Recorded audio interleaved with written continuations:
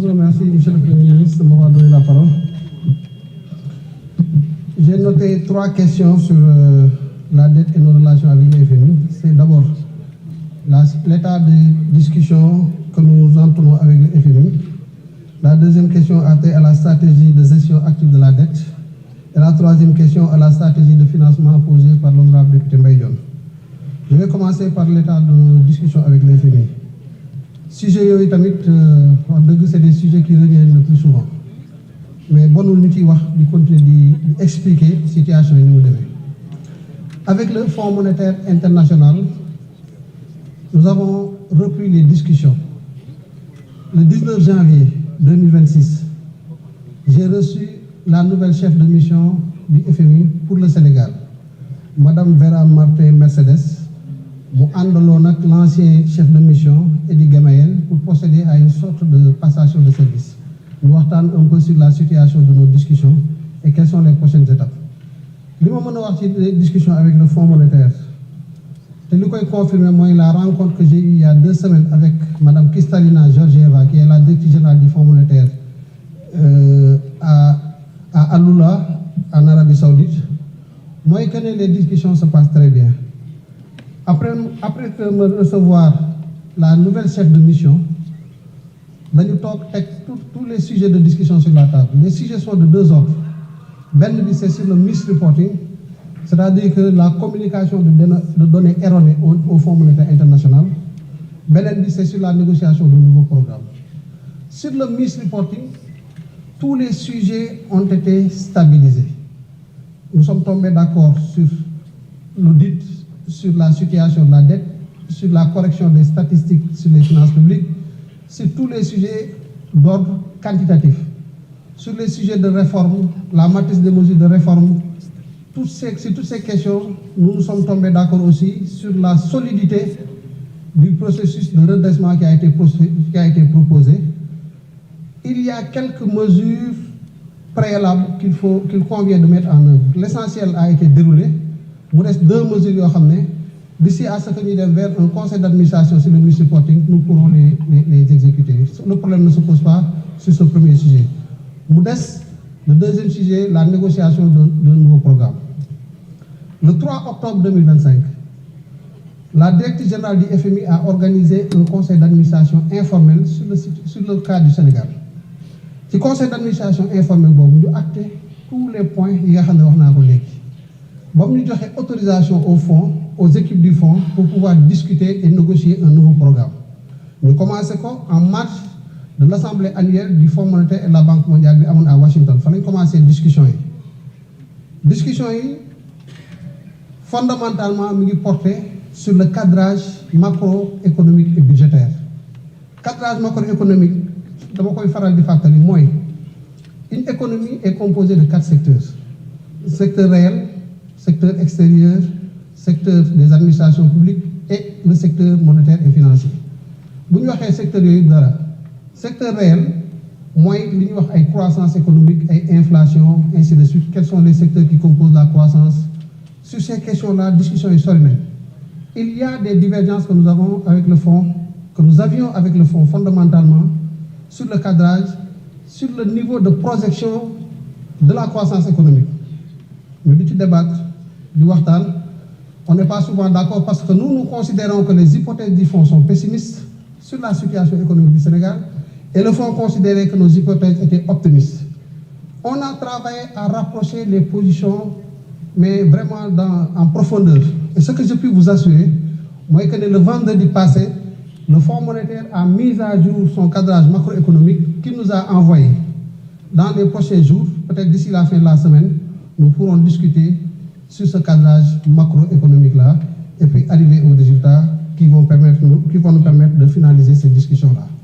Ce qu'il faut comprendre, c'est que le résultat du cadrage macro li am ak FMI bi lan mooy importance bi, et c'est là où il y a les grands enjeux. C'est sur le volume de financement qui va se dégager une fois qu'on aura accordé nos violons sur le cadrage. Le volume de financement mooy lan sur le moyen terme, sur 2026, 2027, 2028. Lan mooy xaalis bi nga xam ne moom lañu war a uti sur le marché pour boucler le financement de notre économie. Si nous avons une hypothèse, le volume de financement est FMI il ne croit pas que nous pourrons boucler et assurer. Et donc, nous en termes de solution, c'est une restructuration. Mais comme nous sommes en train de le faire, si nous arrivons à converger sur l'essentiel des indicateurs du cadrage, là, le résultat, moins le volume de financement, le volume de besoin de financement, de rétrécir, à des niveaux certainement qui nous permettront de pouvoir assurer le bouclage de ce financement-là. Et donc, on voit que les trois questions qui sont posées sont plus ou moins liées. Donc, quelle est pour nous la solution? Parce qu'un sujet de dette, il est là, il est réel. C'est nous qui avons fait le travail, c'est nous qui avons fait le point sur notre situation de déficit budgétaire, sur notre situation d'endettement. Le sujet sur la dette est là et nous devons le traiter. Il y a plusieurs moyens de le traiter. Restructuration. Nous sommes contre la restructuration, pas parce que c'est une question d'orgueil, ou de restructurer. Non, ce n'est pas ça.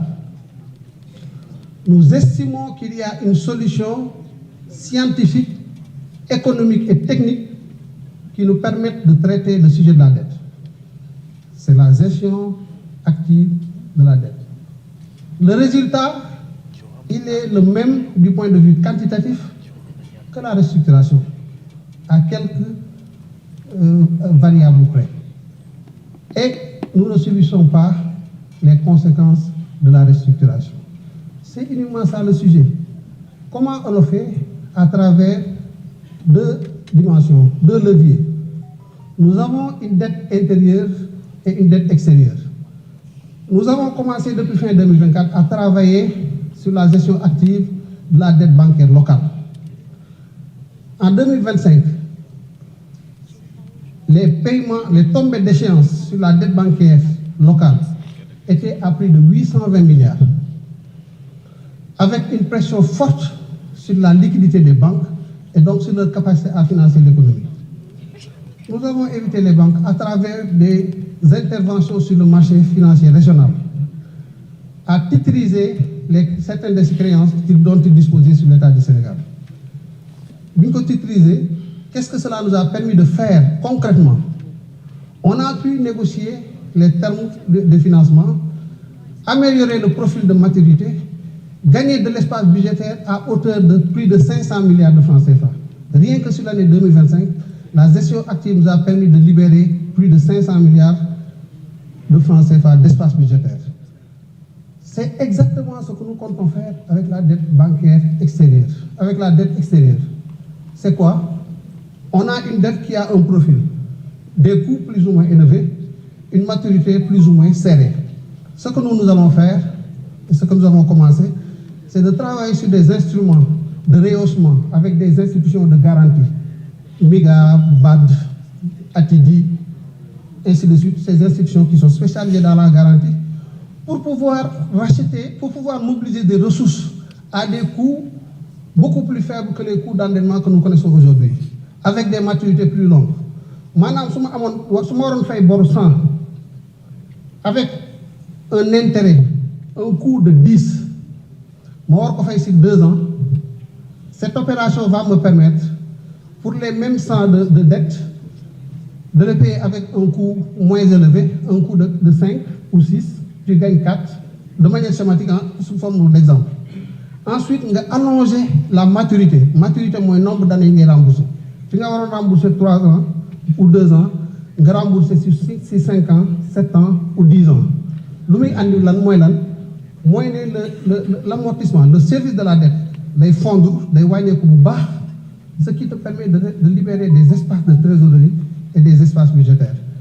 Résultat des courses, si nous combinons cet exercice-là avec la discipline budgétaire que nous avons enclenchée depuis 2024, on est passé de 13,8 à 7,8% de déficit budgétaire en 2025.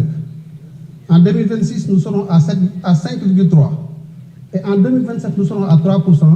Ce processus de consolidation budgétaire, donc de discipline budgétaire, combiné à ce que nous faisons sur la gestion active de la dette, vont nous permettre de libérer de l'espace d'améliorer notre profil de maturité. Les indicateurs sur l'horizon d'AVD sont en train de descendre et au résultat final, nous aurons une dette soutenable sans compromettre les relations que nous avons avec nos créanciers qui ont la confiance en notre pays et nous déroulons notre programme économique et financier. Merci. Voilà donc. kon wàllu koom moom moo doon indi finance yooyu la leeral si